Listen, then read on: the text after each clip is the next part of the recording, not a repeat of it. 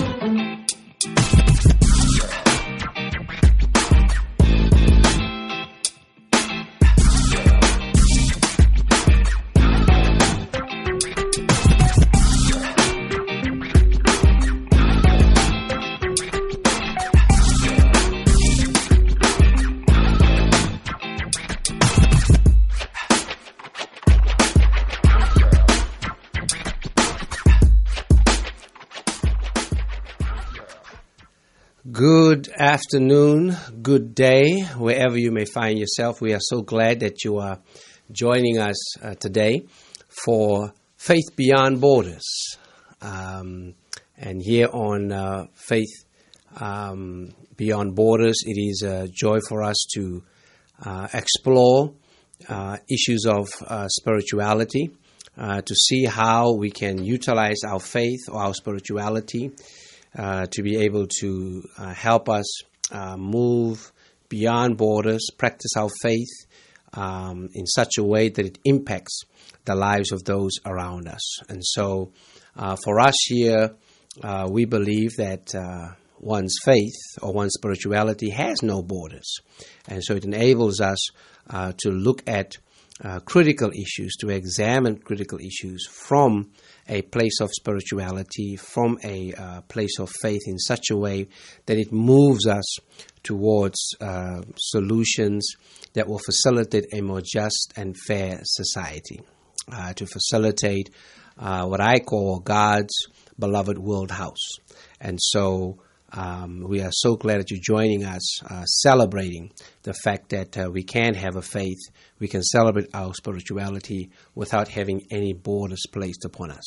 So we are glad that you're joining us, and we continue our celebration of Women's History Month, and it is a joy for me today to welcome a dear friend, a mentor, and a partner in what it means to know who you are as a person of African descent, but not just that, but one who has committed her life to influencing and impacting the lives of young people around issues of, African ancestry and just who we are within the African diaspora and how we connect our history here in the United States with the histories of our sisters and brothers all over the diaspora as well as on the continent. So it is a joy for me to have Dr. Toni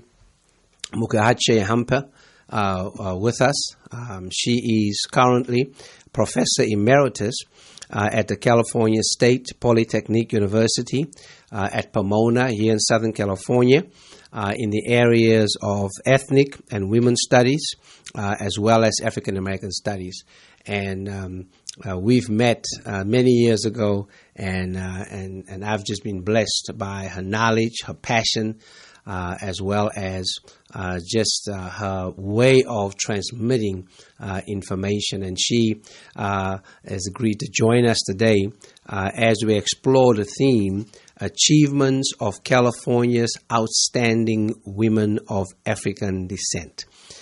So we're gonna dig deep and see how in our celebration of Women's History Month we can actually get to know, who the women of African descent were that shaped, California, influenced California in so many unique dynamic and powerful way. So Dr. Toni Mokjaetji-Humber is here. Welcome, welcome. It's so good to see you. Glad you could be here. Yes. What an honor.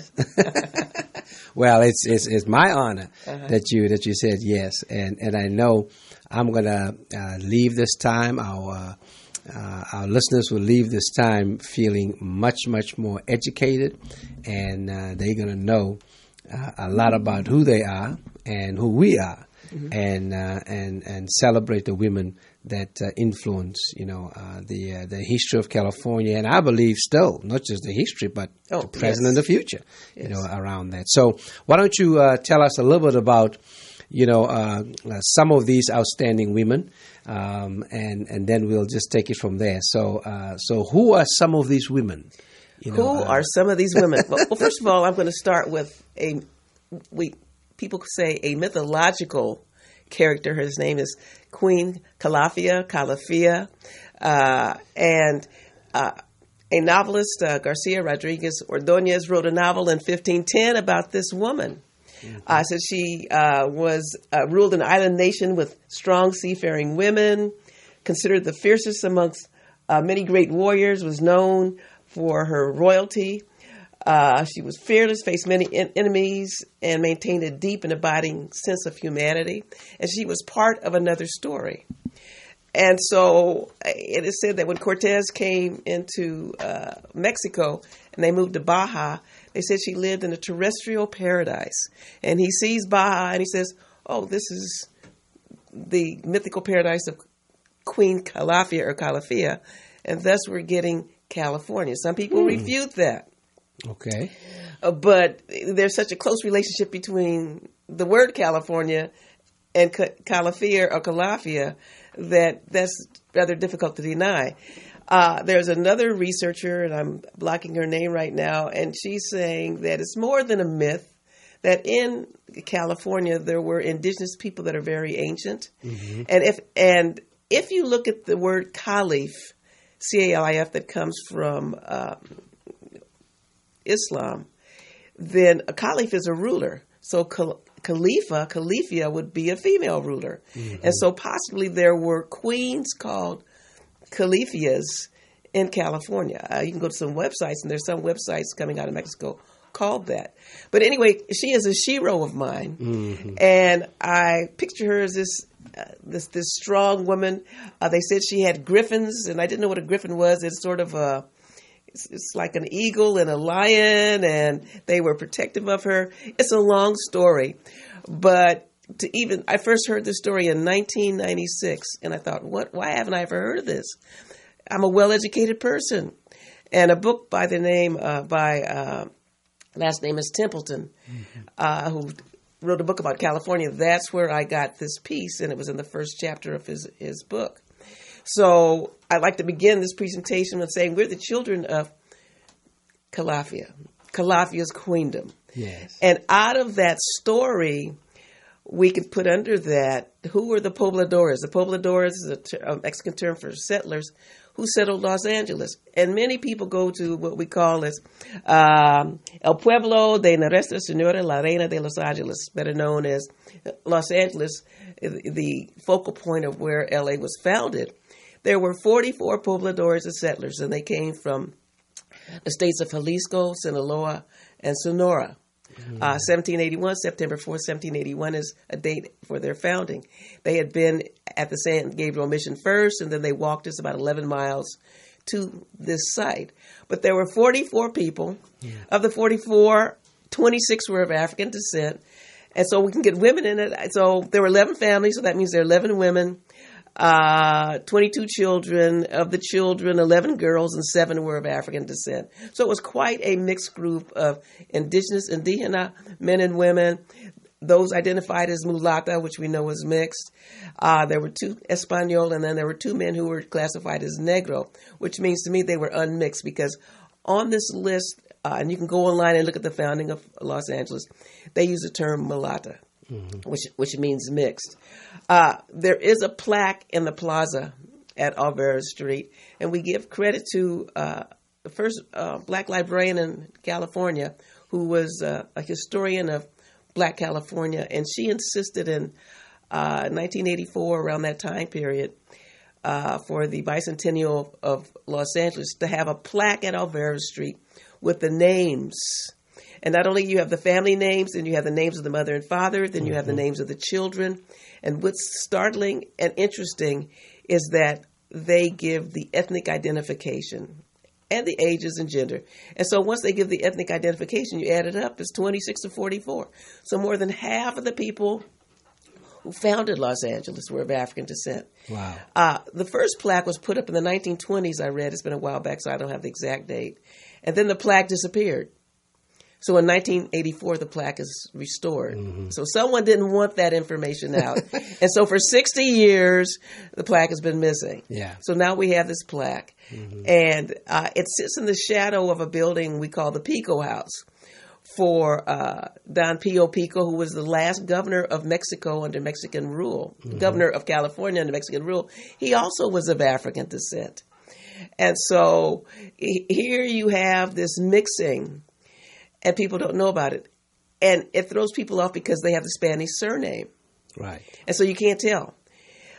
A practice in Mexico and in the Latin world was, as people became more prominent, they went from negro to mulatto. That's a step up. They would change their status from mulatto to Espanol. So as they became more prominent, their ethnic identification changed. So that means it looks like there was some kind of a paternalistic. Yeah. So you could go from negro to mulatto to Espanol, and nothing's changed with you. Skin color doesn't change. Right. Your status changed. So we know they had a caste system, but one's prominence and influence changed the caste that they were assigned to. So that is fascinating. Yes. Because as one who was born and raised in South Africa and who've been in California for almost 20 years, I was pretty amazed at just this connection around that, and it certainly says something about how there are all these schemes and strategies to write people out of history, to move people into invisibility, around that. And so not knowing around not just those of African descent, but women of African descent, is just, again, so mind-boggling around that. And I know as a historian, in so many different, ways, it just, enables us to kind of question how historicity is being done. Yes. In terms of that. Any thoughts about that? And then we'll continue to talk about. For your listeners who are interested in this caste system, there are books about, they call it Las Castas, the caste system. About sometime I think in the 90s or early 2000s, there was an exhibit at our local museum on the caste system, Las Castas, and they had all of these paintings. And the Spanish, we didn't have cameras, so they were painting everything they saw, flora and fauna and people. So in the caste system, you would have a painting of an African woman, a dark-skinned woman who had probably been enslaved, and then she was with an Espanol, and then they had a child, and then they would label it. So they would put negra, Espanol, mulata. And so this was this plus this equals that. And then there was one reference in this exhibit that really just, every time I think about it, it angers me. They had all these pictures, and not only did they say negra plus Espanol equals mulata, and then they gave a behavioral disposition. Anyone who had the African ancestry, they would have like dim-witted, prone to stealing, prone to lying, that sort of thing. I mean, this is in the paintings. Wow. And it was like, that just blew the minds of all of us who saw that. That was a good, close to more than 20 years ago. So almost like assigning stereotypical behavior. Yes. Or whatever, prediction. But I mean, let's call it what it is. I mean, it all boils down to just the ongoing influence of white supremacy. Yes. In terms of how, the whiter you are, probably the brighter you are, in terms of that. And, if you're black, you're going to, get to the back in terms of that. That's very fascinating in terms of how. That practice of designation, believe it was stopped during the presidency of Vicente Guerrero. Vicente Guerrero was the first African indigenous president of Mexico, 1828. Mm-hmm. And he comes in, he had a short reign. He was assassinated, betrayed. But I believe, and I haven't looked at his stuff in a while, but I believe it was during his presidency that they changed that ethnic identification. So therefore, theoretically, there is no difference. But we know there is a psychological difference that's still carried out, and there is racism. Mm-hmm. Yeah, absolutely. Throughout the Americas. And when we look at the caste system, say maybe there are 20 to 30 different categories in Mexico. Brazil has probably 30 to 50. So every little nuance. So if the first category is European plus African equals mulatto, then the next category is mulatto plus so-and-so equals something else. And it's just mind-boggling to see someone really spent time to really think about this. Yeah. And each offspring became another species, so to speak. Mm-hmm. It seems crazy to us now, but that was a practice then. We know that there was colorism also, but we also look at privilege. Yeah. Yeah. And so tell us a little bit about, before you go there. So it's amazing when you're in California, but whether it's Northern California where I started off, when I got here into San Francisco, and then Southern California now, that in San Francisco, I would drive home from San Francisco to Daly City using Guerrero Street. Yes. And one never knows who this person was.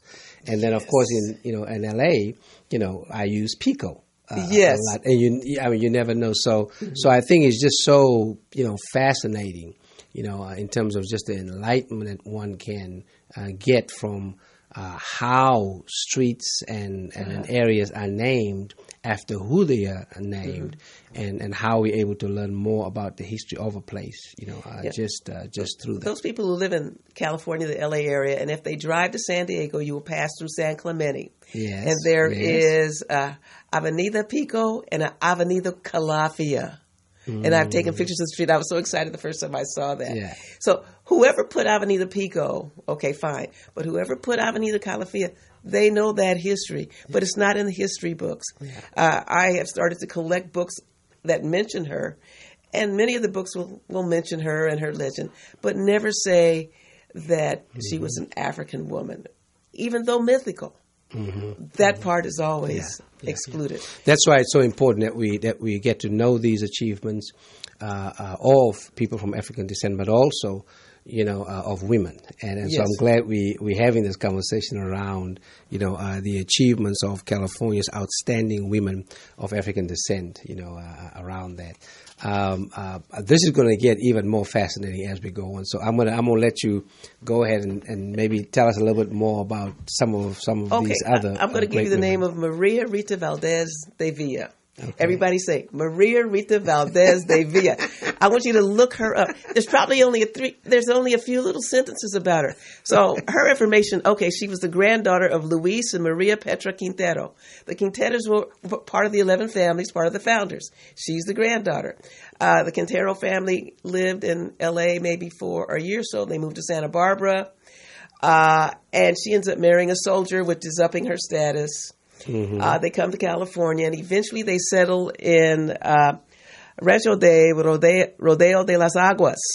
And today that is Beverly Hills. So this is in the 1830s.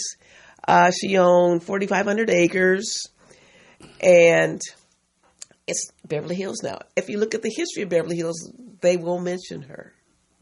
And so here you had a woman, and her husband dies, and she marries, she shares the land with someone else. But they have it recorded that she owns the land, which is also unusual of women owning land. Right.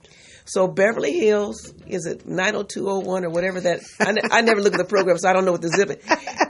I was looking because who was the gentleman that just passed? Yes. They're showing all these clips, and I didn't see anybody that looked like Maria and her descendants. Right. Both of my grandmothers were domestics, and I know for sure one grandmother worked in Beverly Hills. They both might have.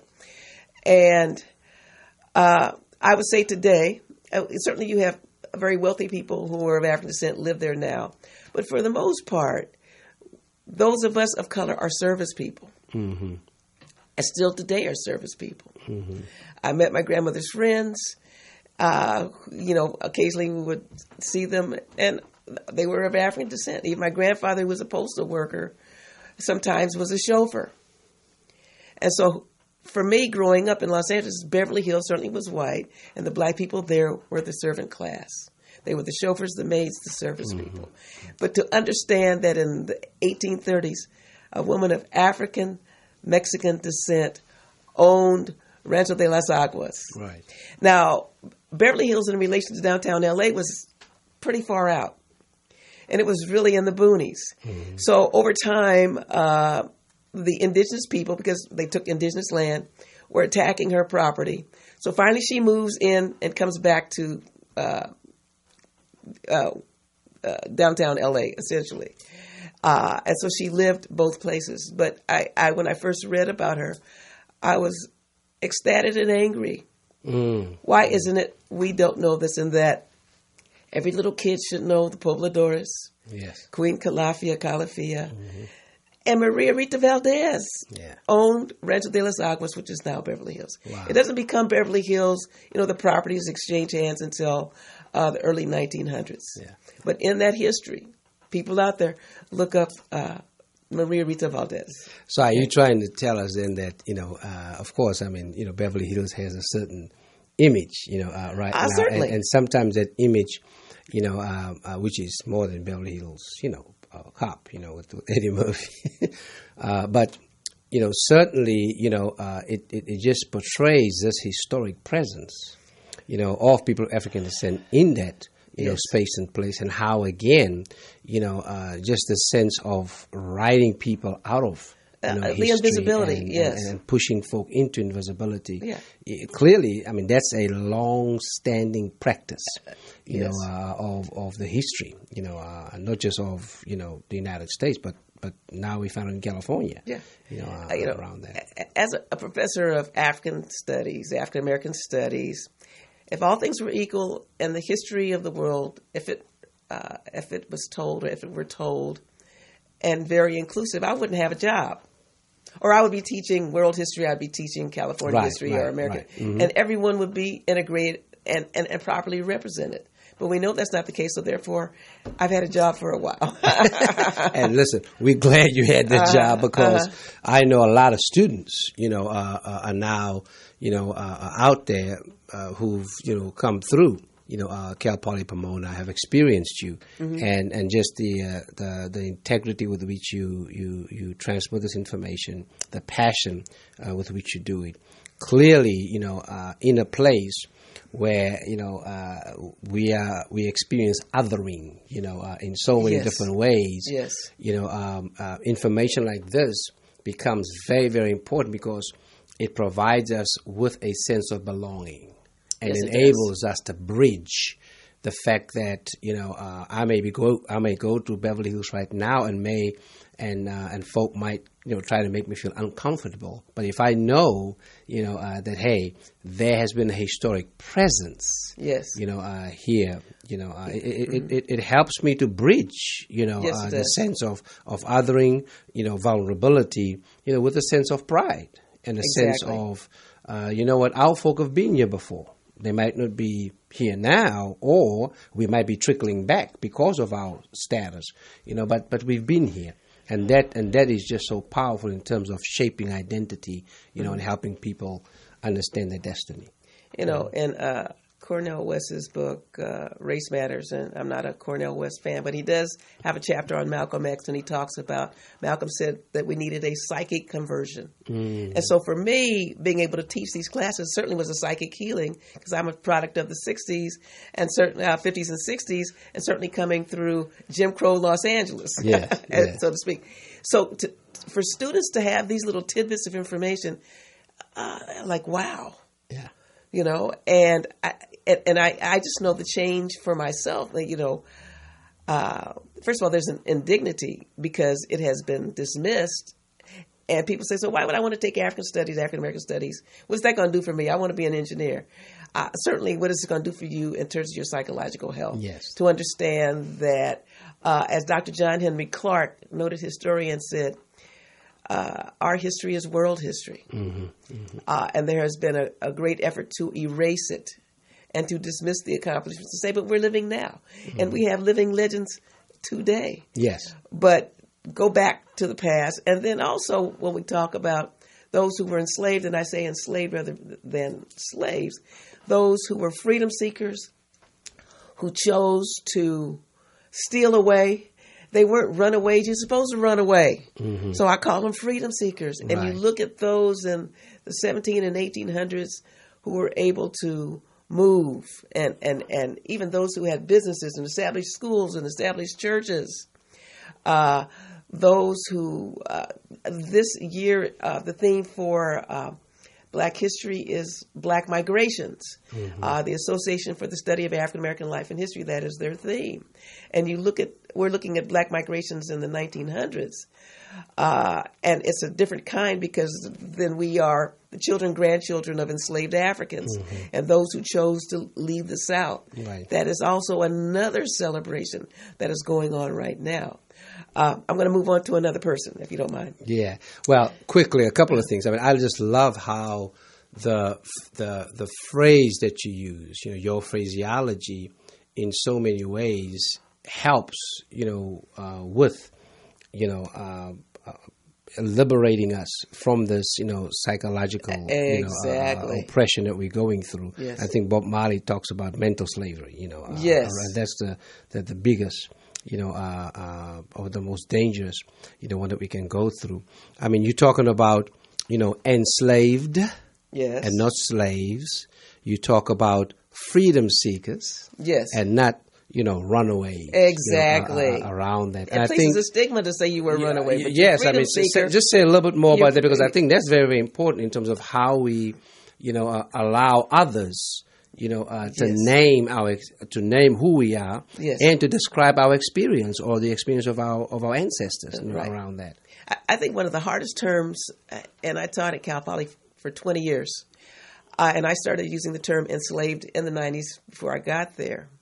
And then around 2009, I was part of a lead to take students on an Underground Railroad tour, mm-hmm.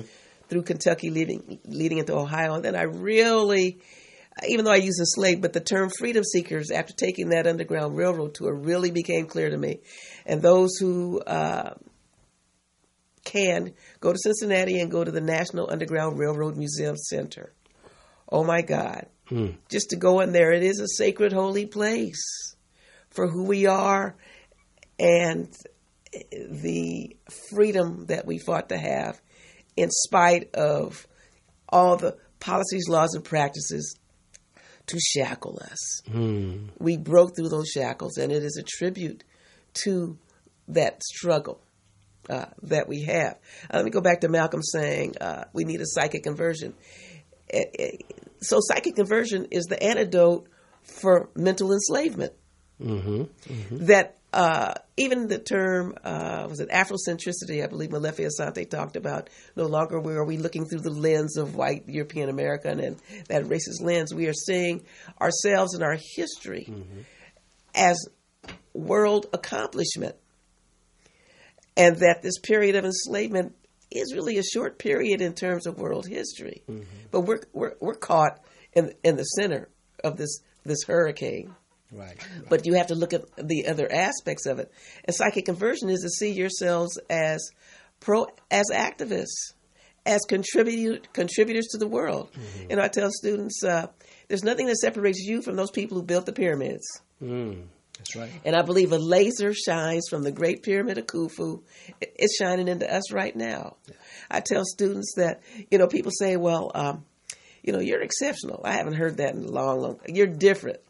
We all know what that means if you're in a predominantly white situation. Right. You're different. Oh, how you speak. And my attitude is be the rule, not the exception of African greatness and genius. If you understand, the ancient accomplishments and what are the accomplishments now, those students who feel that they couldn't show how smart they were, that's a tragic. To understand that when you do well, you're supposed to do well because many people of African descent laid the foundation for you to succeed. Right. And so if math is hard, not my favorite subject, econ got to me, okay. But if I understood that a lot of these math systems we created, right, and they didn't have the technology then, how did they know? We credit the ancient world with giving us, religion. Yeah. And this belief of monotheism and belief in one God, the science, the technology, the math. Dr. Ivan Van Sertima, love him. He edited a book in the Journal of African Civilization, which is my favorite. It's called Blacks and Science, Ancient and Modern. And in it, there's an article by, I think it's Hunter Adams, and it talks about the Dogon people of Mali. Right. And they knew there was a star called Sirius and a star Sirius B.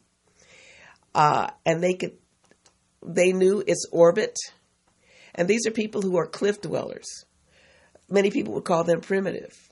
And back in the 1940s, some French scientists went and spent some time with them. And they had such a high spiritual, intellectual level and understanding of the heavens. And these well-educated scientists wondered, how did they know this? We can't explain it, but we believe that they brought with it some of the tenets that they had from ancient Egypt, that they might have fled Egypt and come to this part of the world. There's an article by Thomas Finch, Dr. Finch, Charles Finch, and it's about medicine. And in it, he talks about the kinds of things that they knew, like bone setting. They knew about spermicides in terms of birth control. And there's a woodcut of a woman who has had a cesarean section. And they describe the cesarean, and I believe it's out of Uganda. And in it, they describe that the person who performed the cesarean washed his or her hands with apple cider. They sanitized the area. They sutured her up, and the next day she was around walking. All this was done before there was a connection between disease that you transmit from body to body. Right. And before cesareans are even thought of in the United States. So that one, Blacks in Science, Ancient and Modern, is another little tidbit. Go online and look at the Journal of African Civilizations. Yeah. So we are so glad you're joining us. This is Faith Without Borders, and it is a joy to have with us today Dr. Toni Mokjaetji-Humber, who is a professor emeritus at the California State Polytechnic University at Pomona here in Southern California. And she is an expert, as far as I'm concerned, in ethnic and women's studies as well as African American studies. And boy, am I getting an education today. And I know all the students that went through her classes, they certainly have been thoroughly blessed, about this. We are talking about the outstanding achievements of women of African descent here in California. And so far, this has been a fascinating conversation.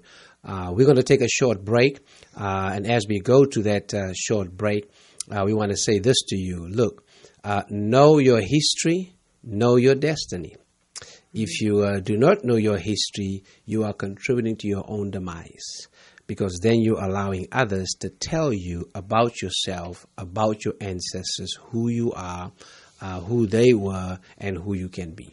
So know your history and know your destiny. We'll be right back here at Faith Without Borders. How long is your break?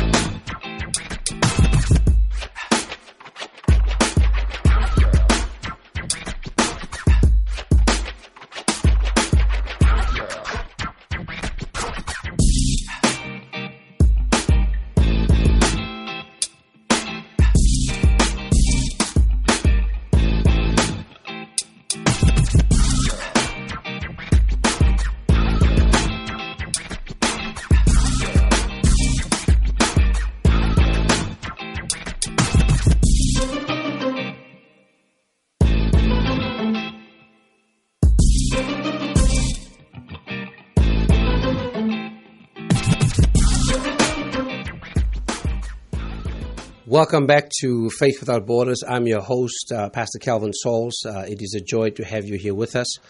We are celebrating Women's History Month, and so glad to have with us Dr. Toni Mokjaetji-Humber, Professor Emeritus at the California State Polytechnic University at Pomona here in Southern California.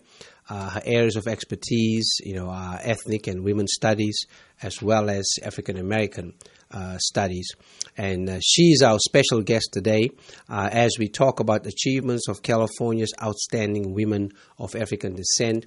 And we've had a fascinating first half conversation, and we will continue that conversation now as she continues to introduce us to just some of the phenomenal women of African descent that impacted, California in so many powerful and profound ways.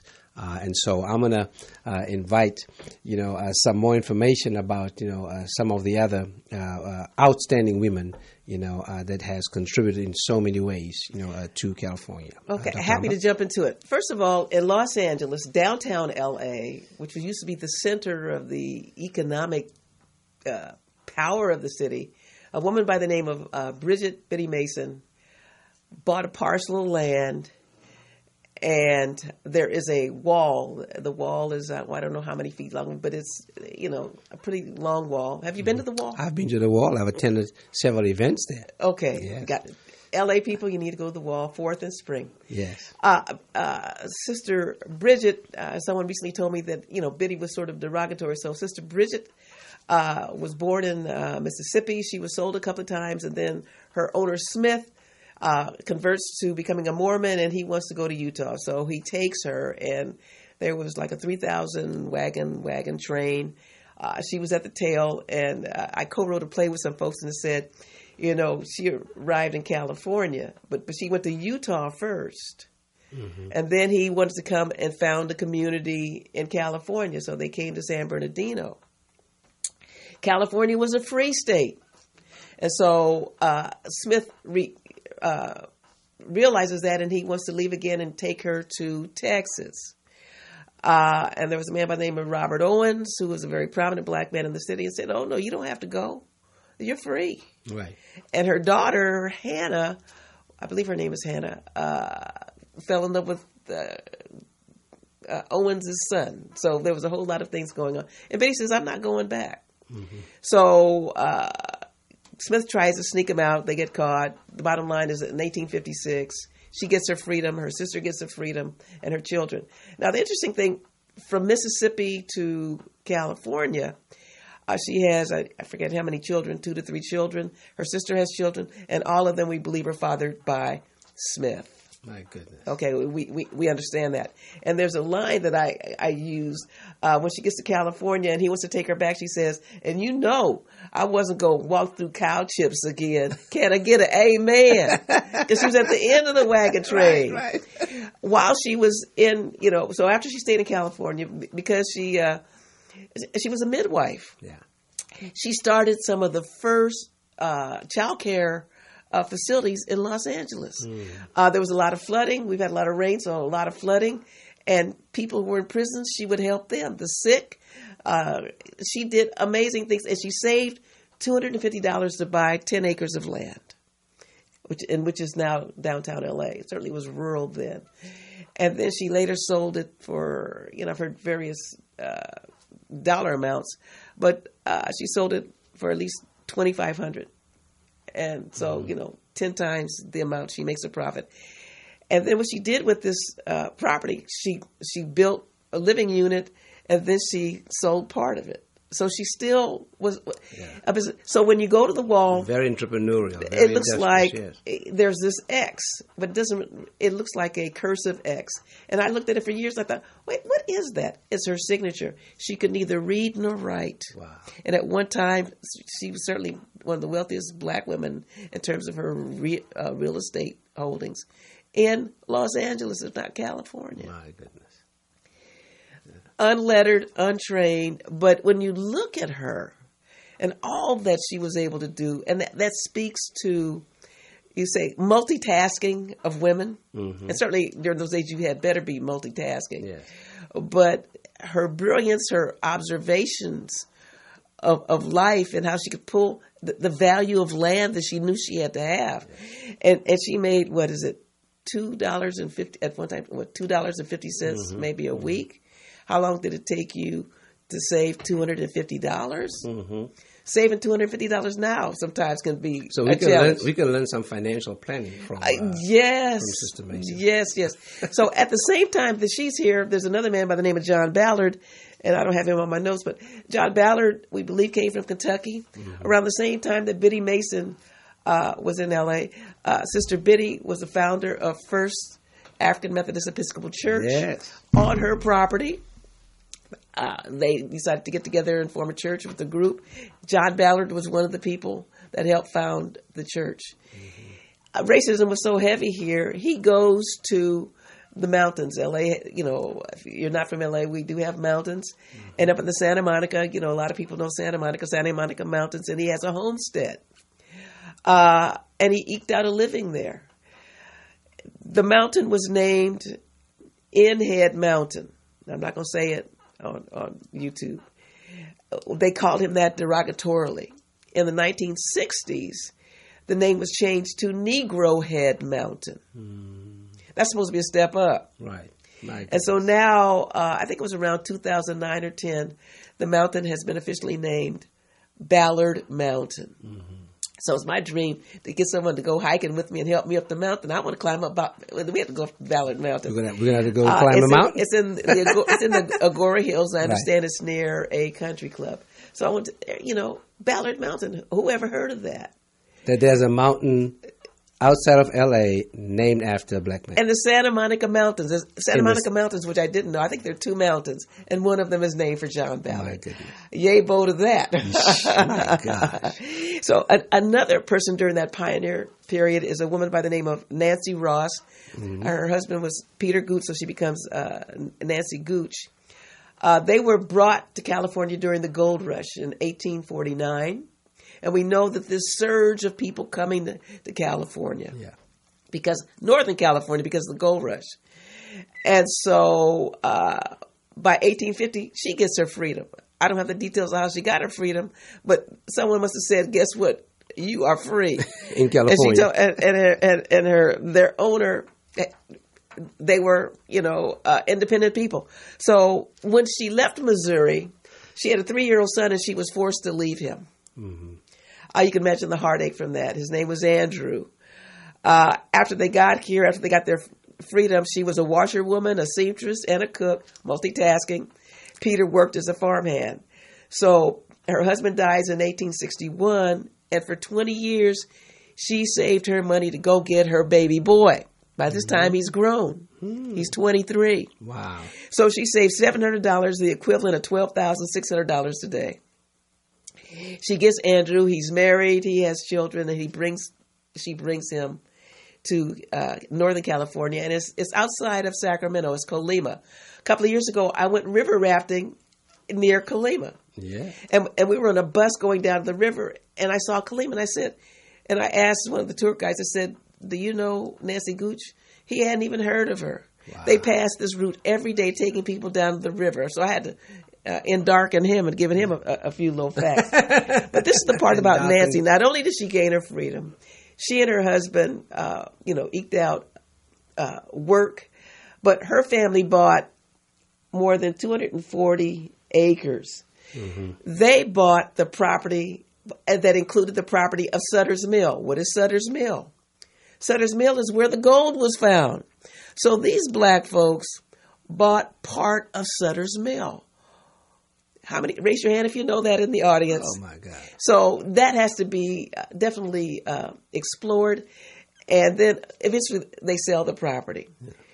But where gold was, that caused this feeding frenzy coming to Northern California. Right.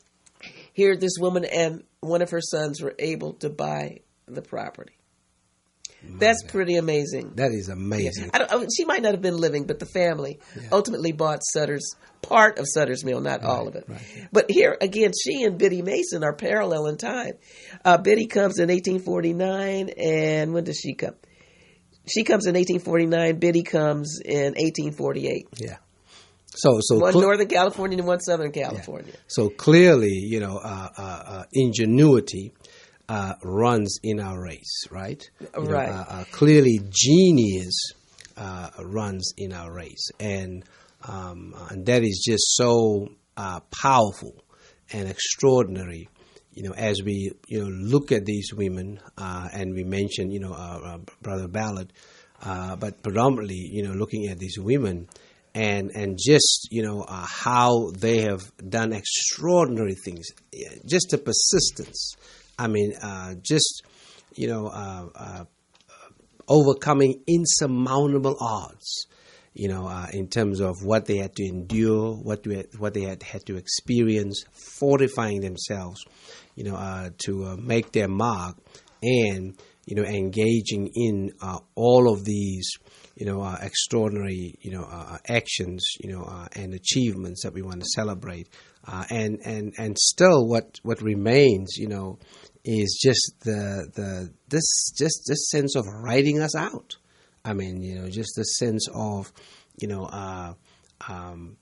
enveloping us with invisibility. Yes. To try and figure out ways to marginalize us, to dehumanize us, to devalue us, in all of that. Based on the extraordinary women that we've talked about today, what are some of the lessons that you think we can learn from them, as we look at where we are now and where we need to be going? If you look at these women, they must have known they were queens. They hadn't been that. If they were beaten down some, they weren't beaten down totally. Yeah. Because I've mentioned Maria Rita bought land, Biddy bought land, Nancy bought land. Deep down, they knew they were queens. Yeah. And there are those who know their power and stature, and it has been reinforced that they pull deep within the recesses of their very being and understand these people over here holding me back are crazy, and ultimately I'm going to get out of that condition. Mm-hmm. Those who have the verve to say, I will move this situation, I will change it. I think of Margaret Gardner, who crossed the Ohio River and tragically killed her daughter. But she crossed across the Ohio River around 1855, 56. Mm-hmm. And there was ice. There were ice flows. And so she was able to go across the ice flows. What allowed this woman by herself to go across that river? We can't even explain all of that, as well as all the other accomplishments that black women have had. So there's a special verve. And it's infectious. Yes. Okay, I'm going to move on to another one. Okay. Her name is Sister Carlotta Bass. Charlotta Bass. My grandmother knew her. Wow. My grandmother died in 1993, so I just wish she were here right now. And I thought she told me that Charlotta Bass lived in back of their house. I don't know. I can't confirm that. But Charlotta Bass eventually became the owner, publisher, and editor of the California Eagle. Someone had owned it before her, but she came to L.A. in 1910. And there was a man by the name of John Nemore who owned the paper, first published it in 1887. So how many years later is that? That's almost, the 23 years later. Mm-hmm. She comes in and she becomes the editor-in-chief, and she marries, I forgot who she married, but anyway, that's not as relevant, that she owned the newspaper. Mm. The other fact, in 1952, she became the first woman to ever be nominated as Vice President of the United States. She ran on the Independent Progressive Party ticket. Wow. She was a serious force to be reckoned with. She had gone in there was an area in L.A., California called Wasco, which is up in Northern California, like between here and San Francisco in the Central Valley. Mm. And she saw workers that their conditions weren't any different than during enslavement. Wow. And so she would write about it in the newspaper. To me, she was sort of like the Ida B. Wells. Right. Because she was exposing and was a very dynamic person and ran for vice president of the United States in 1952. Wow. Shirley Chisholm runs in 1972, 20 years later, for the Democratic Party. Amazing connections, isn't it? Yeah. And I mean, as we look at the current leadership we have in California, I mean, it's predominantly women. Yes. We're talking about Auntie Maxine. We're talking about, Karen Bass, our Congress women. We're talking about the first African-American woman senator from California in Kamala Harris. Yes. And just the work that they've done, in terms of, Congresswoman Karen Bass, while she was in the state legislature, becomes the first speaker of there. Right now we have both our state senator, Holly Mitchell, as well as our, state assembly woman, Sidney come like a dove. I mean, it's just, amazing. Yes. Just in terms of this connection, this bridge around, the extraordinary leadership that we have in our women, in terms of that. And one thing I'll say about Charlotta Bass and those who were institution builders is one thing to. It's another kind of process to become an elected official. But here, having a newspaper, the black press started, I believe, I'm trying to think, when did 1828, somewhere around in there, 1827, 28. The first black newspaper, I think it was called Freedom's Journal. Russ Worm, and I can't think of the other person. This stuff is just coming to me. And so the paper was to write from our perspective rather than someone writing about us. And so Frederick Douglass had a newspaper. And so we look at Charlotta Bass. So there were other women who owned newspapers. I don't have that information. I'm looking at her. And so she comes to California, and then she owns a newspaper. And so that was a vehicle for information for our community, coming from our perspective, to be celebrated. Yeah. Did you want to say something else? No, I was going to just ask as we, move to a close. Probably a lot of, and I'm going to invite, those who are watching and who will get a hold of this podcast and this program that, we want to see if you can, let, some of our girls and some of our young women, who are here in Los Angeles, but also, in any other community, whether it's in the state of California or elsewhere.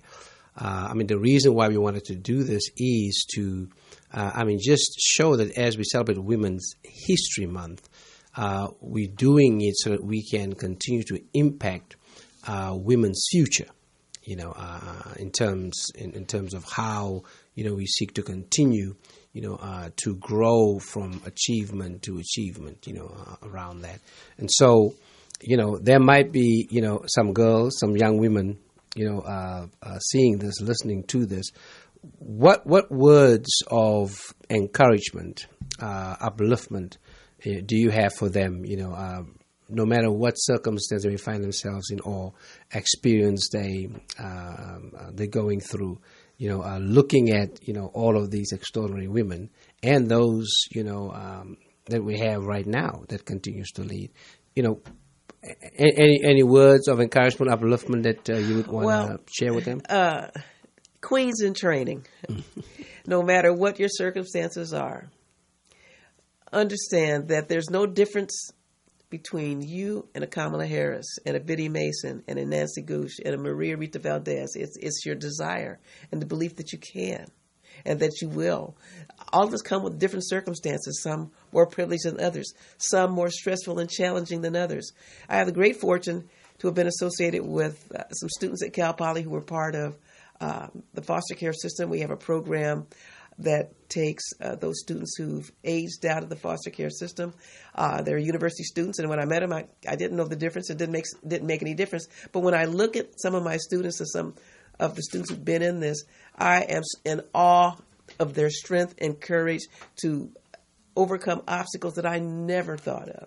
And when I look at these young women, and you look at some of the backstories of people who are very accomplished, and you have to say, what, you went through that? Yes, they did, and they kept going. Mm-hmm. There is something internally that says, I am determined, I'm going to do it no matter what. Yeah. And ultimately, queens in training, understand that you have come from royalty.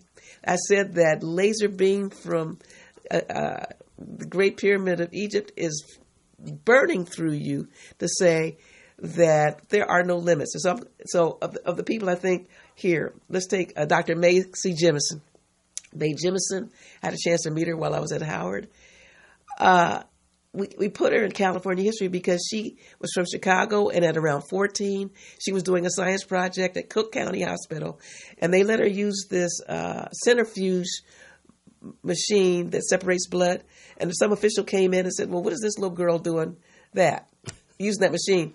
And she rattled off all that she was doing. Next thing they know, those doctors at Cook County Hospital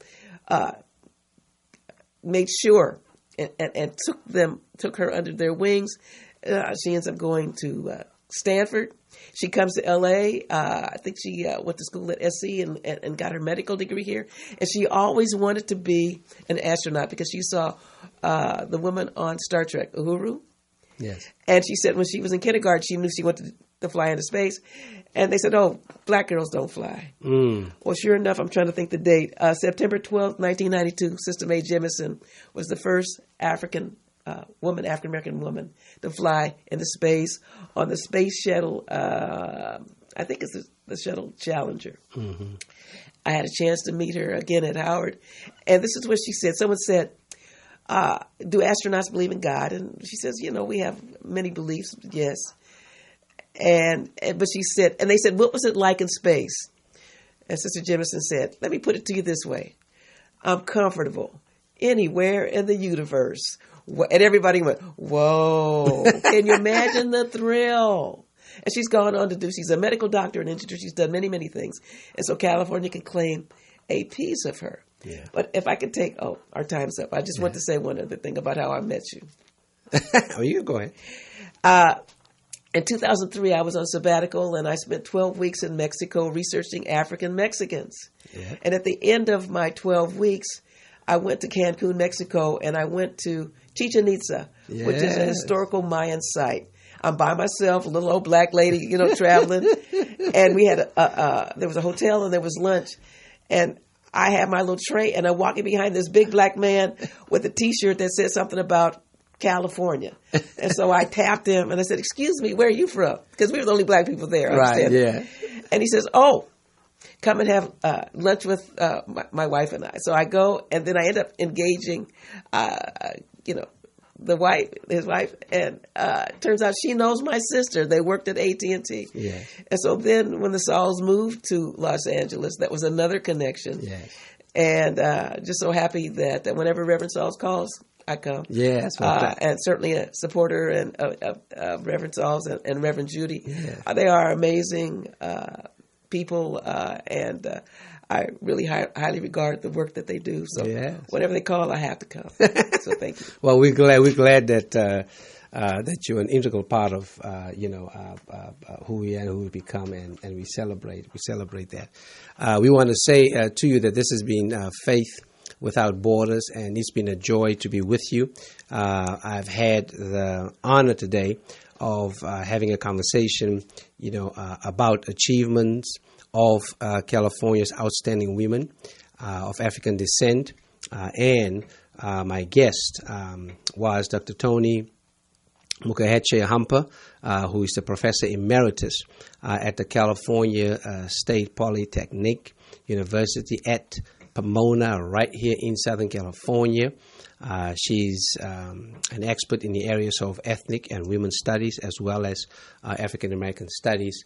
And we've had an extraordinary conversation. Hopefully, a lot of us received some enlightenment, with the information that we've received. I want to close out our time together with just this dedication to my mother, Annie Sauls, who at 81 transitioned this past week in Johannesburg, South Africa. And just wanted to say that, she was, one of those women that was a force to be reckoned with, a phenomenal woman who has just done so much, impacting my life and influencing my life. And so she has, not just survived apartheid, but she has thrived through it in so many different ways. And so we celebrate her, and looking forward to being with family to mourn this great loss, but also to celebrate a great life. So, Mom, this is for you, and I'm glad I could share this with another extraordinary woman, sitting right next to me, Dr. Toni Mokjaetji-Humber. So thanks so much for joining us. We'll see you next time. This has been Faith Without Borders, and I'm your host, Pastor Kelvin Sauls. Let's continue to not just study history, but make history. Ashe.